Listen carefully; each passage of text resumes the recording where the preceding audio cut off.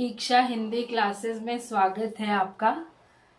आज हम वाक्य रूपांतरण पढ़ेंगे। वाक्य रूपांतरण का अर्थ क्या है यह जान लेना बहुत जरूरी है।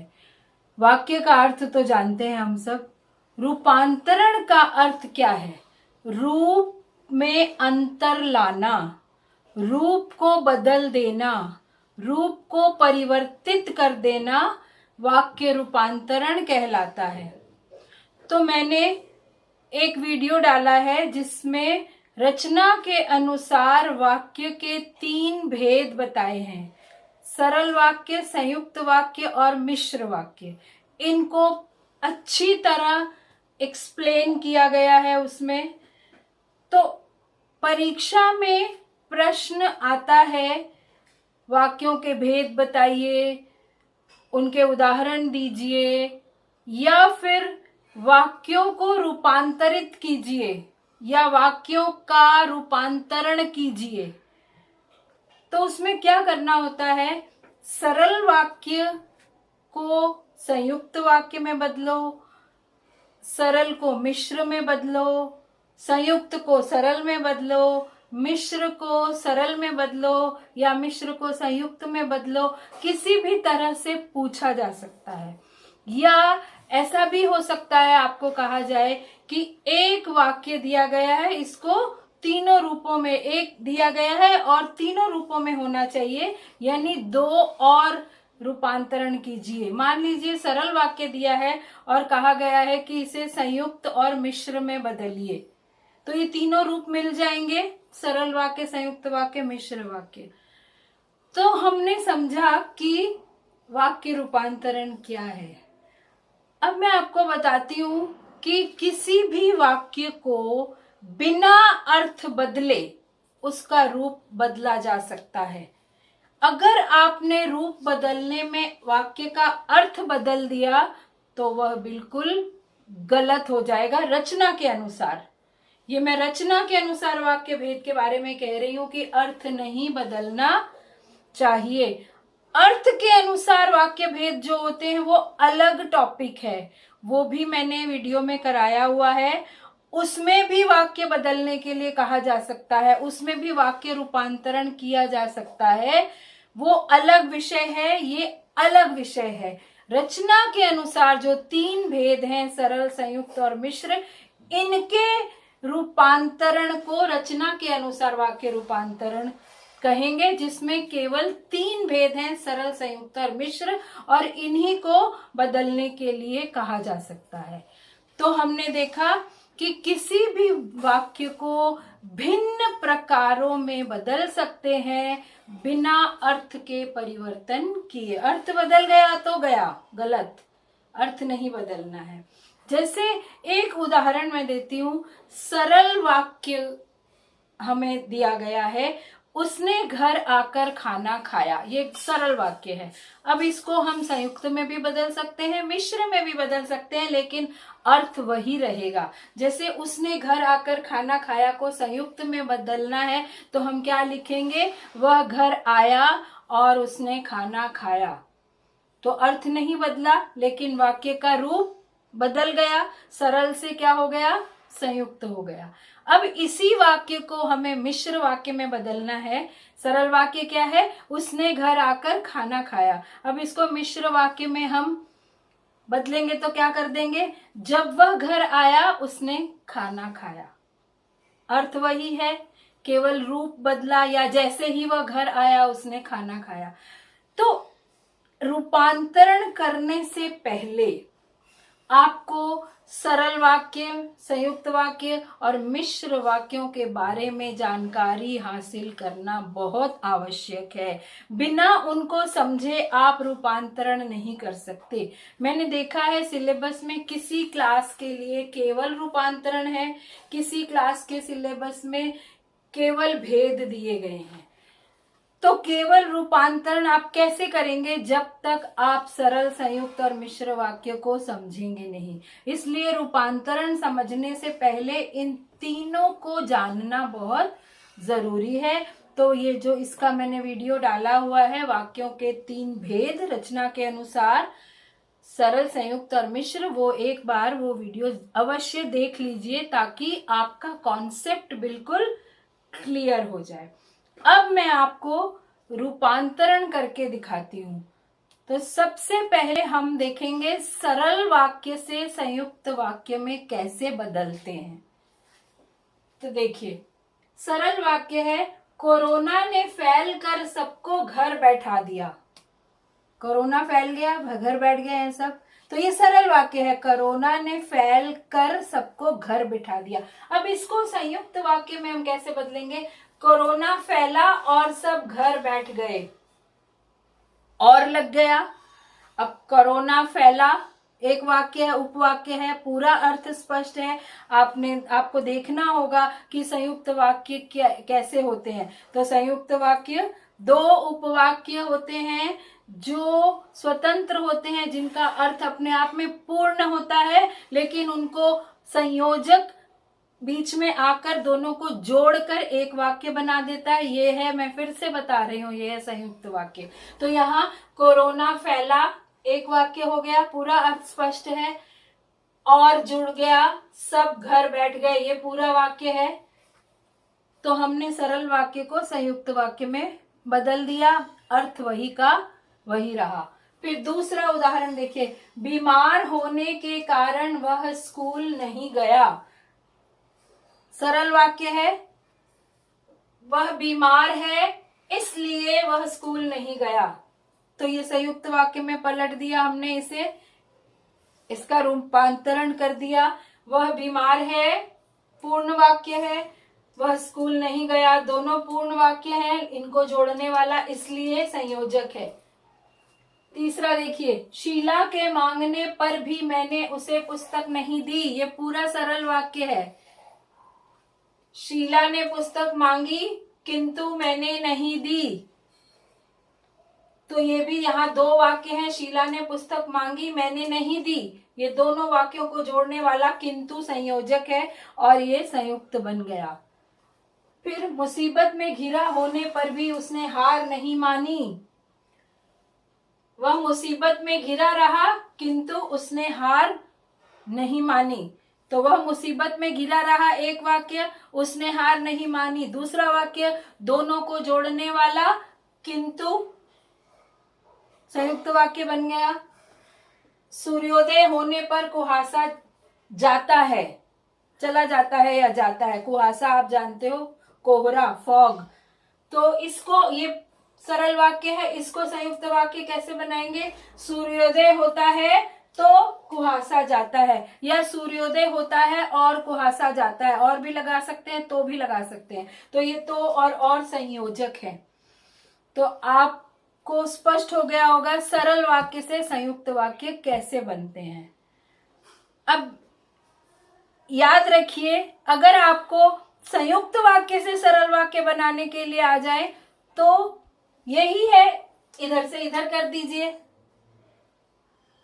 यही उदाहरण संयुक्त से सरल के लिए काम आ सकते हैं, प्रैक्टिस के लिए आपकी। और पहचान क्या है सरल वाक्यों की, जिसमें कर, पर भी, होने पर, के कारण, इस तरह के शब्द आएंगे तो वो सरल वाक्य होगा। फैल कर, के कारण, पर भी, मुसीबत में घिरा होने पर भी, सूर्योदय होने पर। तो ये आप छोटी छोटी चीजें याद रखेंगे तो आपको बहुत आसानी से वाक्य रूपांतरण करना आ जाएगा। तो हमने देखा सरल वाक्य से संयुक्त वाक्य कैसे बनते हैं। अब हम देखेंगे सरल वाक्य से मिश्र वाक्य कैसे बनाए जाते हैं। तो अब हम देखते हैं सरल वाक्य से मिश्र वाक्य।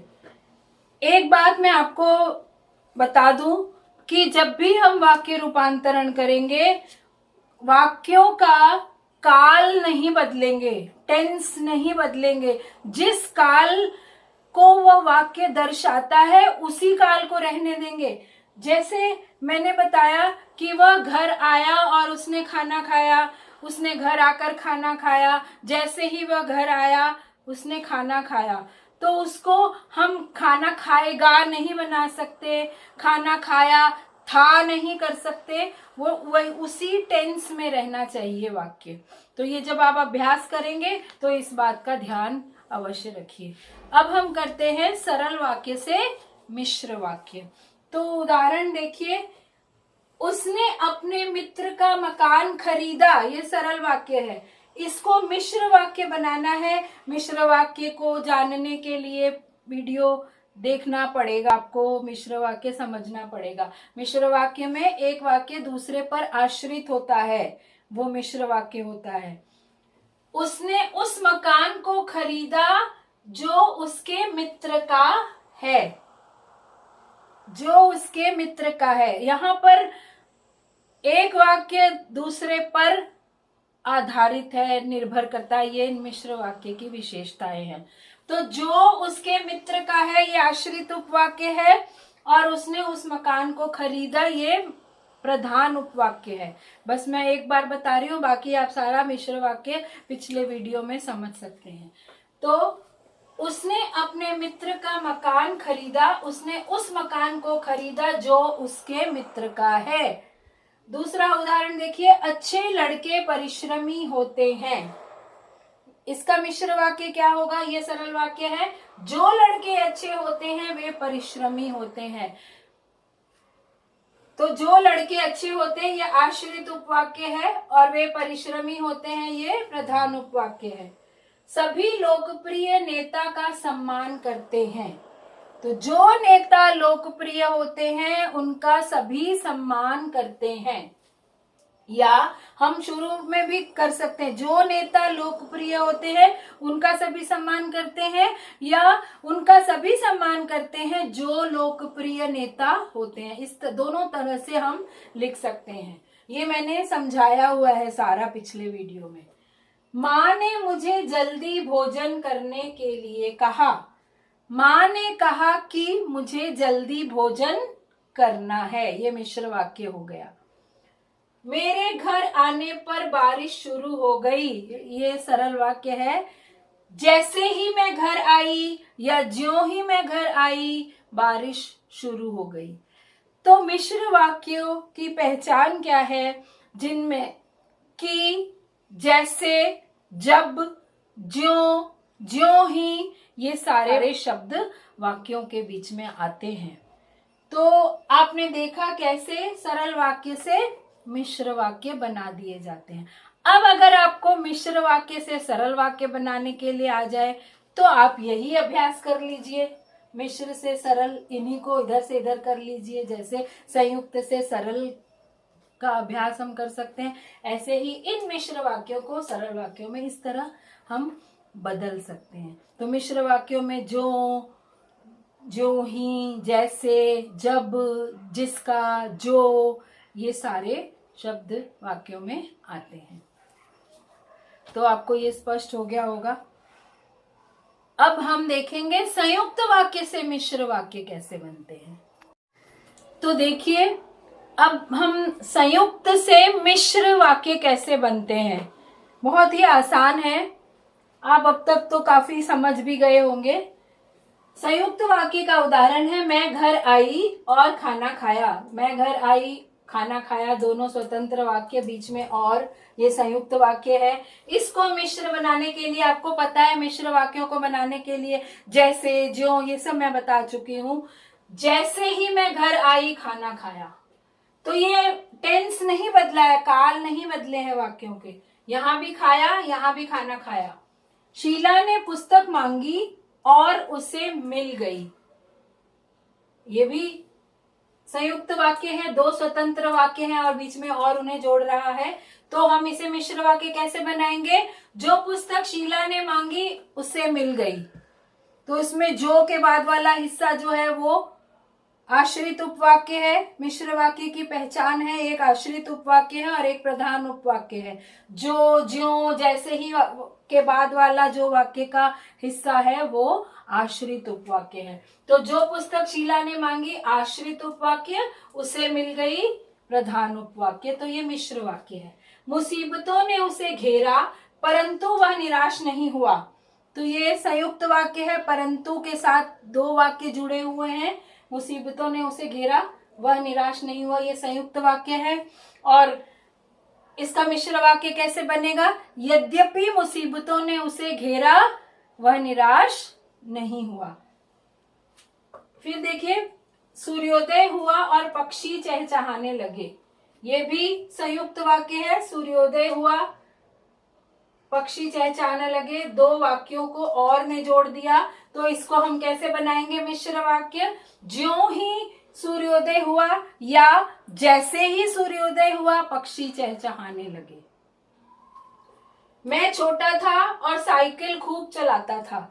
मैं छोटा था और साइकिल खूब चलाता था, ये दोनों वाक्य एक होकर संयुक्त वाक्य बन गए हैं, और लगा हुआ है बीच में। और अब इसको मिश्र वाक्य में कैसे बदलेंगे? जब मैं छोटा था तब साइकिल खूब चलाता था। तो जब मैं छोटा था आश्रित उपवाक्य और साइकिल खूब चलाता था मुख्य उपवाक्य, तो ये मिश्र वाक्य है। तो मुझे पूरी उम्मीद है कि आपको अच्छी तरह समझ में आ गया होगा वाक्य रूपांतरण कैसे करते हैं रचना के अनुसार, और अर्थ के अनुसार वाक्य रूपांतरण मैं अगले वीडियो में करूंगी। तो कुछ बातें आपको ध्यान में रखने की हैं। अब इन्हीं को मिश्र को संयुक्त बनाना हो तो यही उदाहरण आप देख के प्रैक्टिस कर सकते हैं। इस तरह के और वाक्य आप बना सकते हैं खुद अपने दिमाग से। तो तीन तरह से मैंने आपको बता दिया, सरल से संयुक्त, सरल से मिश्र, और संयुक्त से सरल, मिश्र से सरल। अब मैंने ये बताया ये संयुक्त से मिश्र और मिश्र से संयुक्त। बहुत आसान है, बिल्कुल भी मुश्किल नहीं है, बस कॉन्सेप्ट क्लियर होने चाहिए, रटने से कुछ नहीं आता। कोई भी विषय रटने से समझ में नहीं आता है, हमेशा उसके कॉन्सेप्ट क्लियर करने चाहिए। तो आपने सीख लिया, ये टॉपिक क्लियर हो गया। आप मेरे चैनल को सब्सक्राइब कर दीजिए, अपने दोस्तों के साथ शेयर कीजिए, मेरे वीडियोस लाइक कीजिए, और हमेशा अच्छे सुंदर वाक्य हमें बोलने चाहिए।